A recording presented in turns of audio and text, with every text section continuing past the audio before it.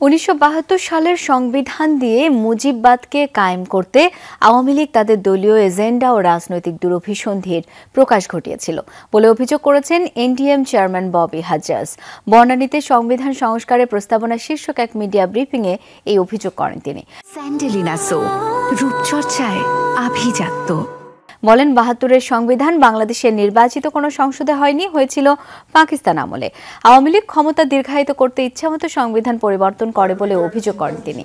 বলেন সংবিধান হবে দেশের জনগণের জন্য, সেখানে ব্যক্তি বিশেষের কোনো স্থান নেই। সেখানে ব্যক্তিকে অন্তর্ভুক্ত করলে তার পরিবার আওয়ামী লীগের মতো ক্ষমতায় গেড়ে বসতে চাইবে। ভবিষ্যতে ফ্যাসিস্টের উত্থান ঠেকাতে ক্ষমতা বিকেন্দ্রীকরণের উপর জোর দেন তিনি। সংবিধানে যে কোনো ধারাকে সংশোধনযোগ্য করারও দাবি জানান তিনি। আমরা সংবিধানের আদর্শিক এবং কাঠামোগত সংস্কার চাই, তবে পরিষ্কার করে আবারও বলছি, সংবিধান সংস্কার, পরিবর্তন এবং পরিমার্জনের একমাত্র এখতিয়ার জনগণের ভোটে নির্বাচিত সংসদের।